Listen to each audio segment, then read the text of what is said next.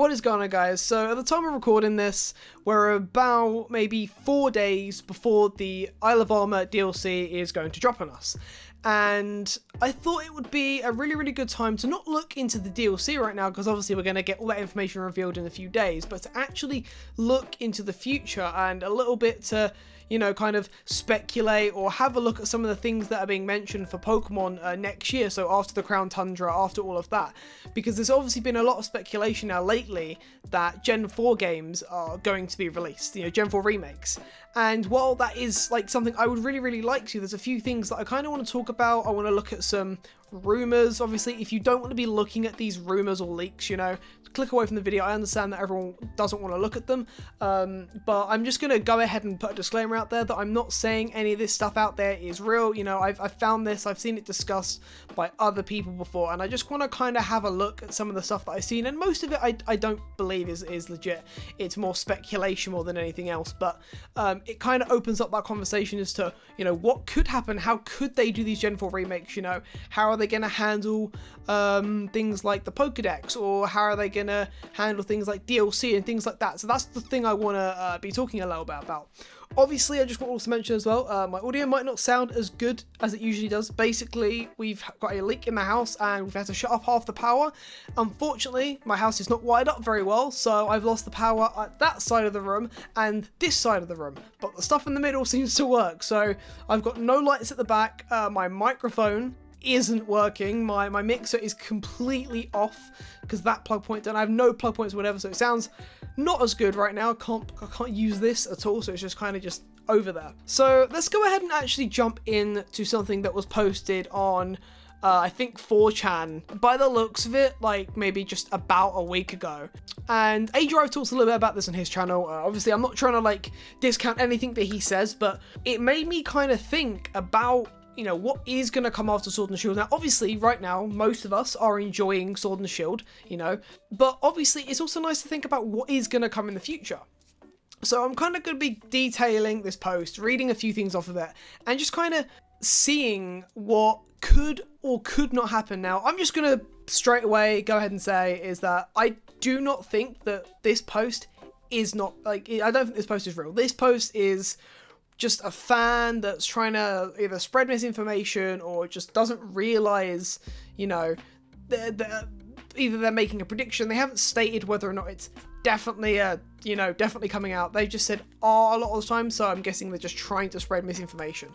But a lot of the stuff that mentioned in this is stuff that either could actually happen or is stuff that is so far-fetched that I don't see possible. But I'm also going to go ahead and say that with Sword and Shield, you know, Game Freak have been doing some things that are, you know, not conventional for them, you know, like releasing, you know, paid DLCs for their games and, you know, all these other things like cutting a lot of the decks out. So a lot of these ideas might seem far-fetched, but, you know, so did the No National Dex thing to us. So keep that in mind. I'm going to go ahead and read this line by line, and I'll kind of dissect it into little bits. So the first statement here, it says that Diamond and Pearl remakes are coming to the Switch in April, like the original games, in 2021. Them just saying that it's going to come out in April is, as much as it would be cool for it to come out earlier in the year rather than later, I just don't think that's going to be possible. Especially with what's going on right now, you know, a lot of things are getting delayed. You know, you're seeing phones getting delayed, you're seeing a lot of games getting delayed. You know, there's a lot of talk of things like the next generation consoles, like the PlayStation 5 and the Series X getting delayed as well. So, you know, even if it is planned for release in April, I don't think it would happen, even if it was, just because of everything that's going on right now.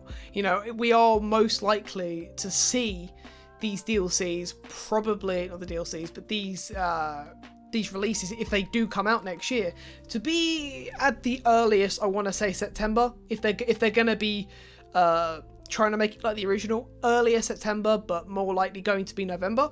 The next part here, it says the names are Time, Diamond, and Space Pearl.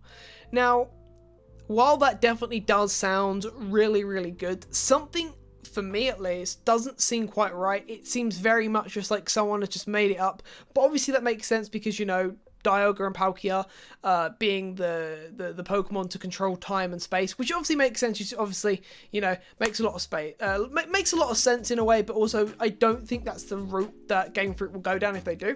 So the next line here is this actually seems a lot more realistic to me. There are no wild areas, but you can control the camera. There are no wild areas, but you can control the camera is controllable at all times. Also, as there's a lot of spelling that is not correct. The camera is controllable at all times, except in buildings. Megas are in the feature, and they will be the feature for all future remakes. So there's a lot to take away from that sentence alone, but I'm going to try to split it up into as small of information as possible. There are no wild areas. Now, I can probably say that there's not probably going to be any wild areas in Diamond and Pearl remakes if they were to come along. I feel like that's something they want to try to keep exclusive to Sword and Shield, so that I can believe. About controlling the camera, that seems more realistic. I do think you will be able to control the camera a little bit like Sword and Shield, but then again, you can't do that outside of the wild areas, so I don't know how that will necessarily work. If they have like a big open area, maybe in certain areas you can, but I think for the most part it will be like Sword and Shield where you can't control the camera if they were to do it, and if they were to try to not do the wild area. So here where it says Megas are in here. So I would love to see Megas. You know, there's been a lot of rumours of Megas actually even coming back into Sword and Shield because, you know, people have data mined the game, they find certain items or, you know, references to that. And as for things like finding references in Sword and Shield, they have these things in there. It's almost like a default library that they have. They have these names kind of placeholdered in there so that if they did want to, they could, or it's more of just where they don't have a name for another item they're adding into the game, or they don't want people to find out what's actually coming. I'm not saying that's what the case is, but you know, there's plenty of reasons for them to have these items within the game's code, or just a name for them within there, because a lot of the time they can just be there just for the sake of being there. You know, it might be something to do with Pokemon Home that we just don't know, more of like a structure thing for the program. It says here that lots of Sinnoh Pokemon are getting Megas, but I've only seen the starters. So here's going to be another red flag, that they've seen the starters. Now, I'm fully aware that the development for the next Pokemon game, if there is one coming out next year, would have already started. It probably would have started maybe not long before Sword and Shield's release, or maybe even prior to that. And it says that they've only seen the starters. It would make sense that they give these starters Megas. You know, they did it in Omega Ruby and Alpha Sapphire. Obviously, you know, the starters from those games did get Mega forms. So it says here that Torterra, Ankylosaurus, Ankylosaurus, with a mounting range on its back, Empoleon, more gold on its body, and its flippers are a sword and shield. Infernape, multicolored fire, and it sits in midair like Mega Alakazam. Okay, so before we move on to anything here, before we move on to what's next, let's just talk about that right now. That description seems very vague, so this person is, if it was real, my guess is that they've seen concept art, possibly, either from official sources, or they've seen fan art, more likely, or they've just kind of made this up in the head. As for Empoleon and its flippers being a sword and a shield, I don't think that's going to be the case. But if Megas were to come back, which I would like to think they are. I honestly don't know what they'll do with Megas. Part of me is leaning towards the fact that they won't bring it back. But again, they entirely might do. I might be completely wrong here. They may just bring back Megas. As for things like the Torterra thing with the mountain range on its back, again, it's quite vague. But again, that makes a lot of sense. Empoleon, more gold in its body, as I said. Again, quite vague. Infernape, multicolored fire, sits in Mega Alakazam. They sound like cool ideas. I don't know if it's necessary. So we don't know what kind of route they're going to be taking with this. If they were to do Megas, I guess that's all possible stuff, but I don't know about that. This part here is where, at least for me, things start to get a little bit too kind of, okay, this is very far-fetched now, but let's get into this. Dialga gets a new form called Temporal Form, and Palkia gets a Spatial Form.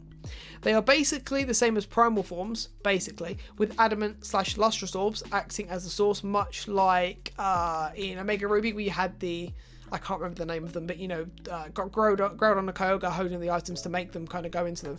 It needs to have it as a held item. Obviously, you know, primal forms for Dialga already exist. I don't know if one exists for Palkia. I never really played that much of the Mystery Dungeon, but if they were to introduce it, I would imagine they would use the primal form of Dialga that's already there.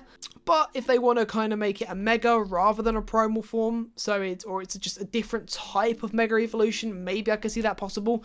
But for me, that kind of seems like, okay, maybe this is starting to get a bit made up now, but it's good to think about that if they were going to bring megas back, obviously the three main legendaries of this are going to be Dialga, Palkia, and Giratina.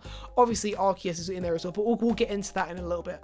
So then this next line says, no new Giratina form, but Arceus gets a new form. That's once again like a primal form. Now, I guess that makes sense in a way. Giratina has two forms already. There is a post-game episode involving Giratina and Arceus in the Distortion world, as everyone was expecting. There won't be any Sinnoh forms or Stadium Tournament style gyms or league. It's just like Diamond and Pearl. So what they're trying to say with that is that there'll be, once you complete the main story of the game, I'm guessing there'll be an event where you can actually go and catch Giratina and Arceus, much like you could go and catch Rayquaza in Omega Ruby. So since there won't be any Sinnoh forms, basically what that means is that where we've had Galarian and Alolan forms, there won't be any new forms of Pokemon. That makes sense, that I can believe.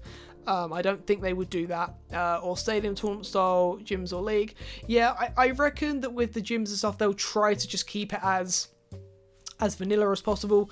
They'll obviously just change them up a little bit, but I don't think they'll change the format of it. It will be kind of like that you know, 8 gym leaders kind of thing. They'll try to stick towards that, I believe. The story is the same as Diamond and Pearl, but it has some platinum elements. So what this is going to tell us is that it's going to be the storyline, the main storyline of Diamond and Pearl, but has some platinum elements. I'm guessing that it's gonna, again, much like with Omega Ruby and Alpha Sapphire, it's gonna follow the storylines of either Diamond or Pearl, and then have a little bit of kind of a mixture, kind of fusion between the two, whether that be adding onto things or changing certain other parts of the storyline to fit in with the Giratina line. That makes more sense.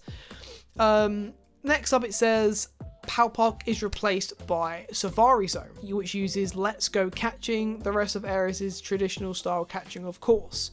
So this actually doesn't sound too far-fetched. I could understand it, because in the Safari Zone, as you guys know, Safari Zone, basically you didn't battle the Pokemon, you just kind of went up to the Pokemon and you threw Pokeballs at it until you caught it.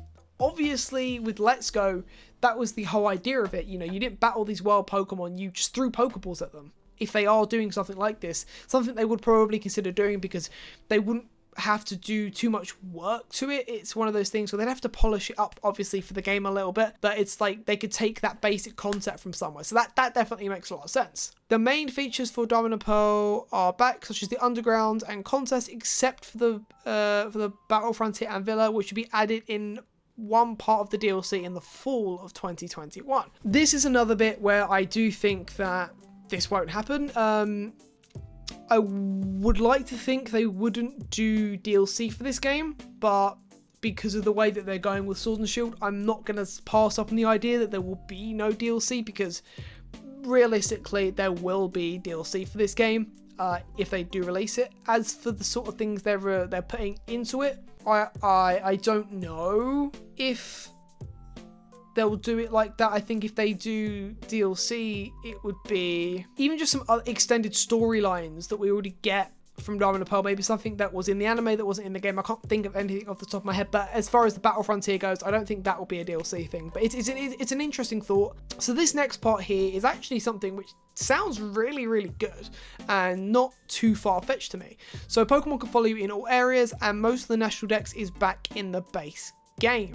and the rest will come back in the DLC. So, as for Pokemon following you in all areas, I could probably see that as a possible thing, although it wasn't a thing in those games, so they either will try to add that as a new thing, or they'll try to keep it completely kind of like respectful towards the original games. That sounds like something interesting, something very possible. And here's the part here. So the most of the natural dex is back in the base game, and the rest will come back in the DLC. So what this says to me is that the natural dex, most of the natural dex is back in the game. I'm guessing that's going to be apart from maybe mythicals, certain legendaries, certain starters, and then the rest will come back in the DLC. I reckon that'll be like using Pokemon Home, trading, transferring from other games and things like that. I'd like to think the National Dex is coming back, and this is what, for me, makes it seem like this is just someone trying to make fans happy, because again, it's Gen 4 remakes. Oh, the National Dex is back. I want to believe it. I really, really want to believe it, and it's entirely possible that the National Dex might come back, but I don't know. I think to say something like that this early on, considering we don't even know if these games are coming or not, I feel like that's a little too far, because that might even be something that Game Freak are still deciding amongst themselves right now. They'll have the idea, but they may change their mind. So that's, you know, that's a red flag for me. And those will come back in the DLC. Again, like they're doing with Sword and Shield, they're adding a lot more Pokemon back into the game via the DLC. So, you know, they're just trying to kind of make it seem like that. This DLC also adds a new Sinnoh island off the coast of Sinnoh, and all the mythical events from Platinum.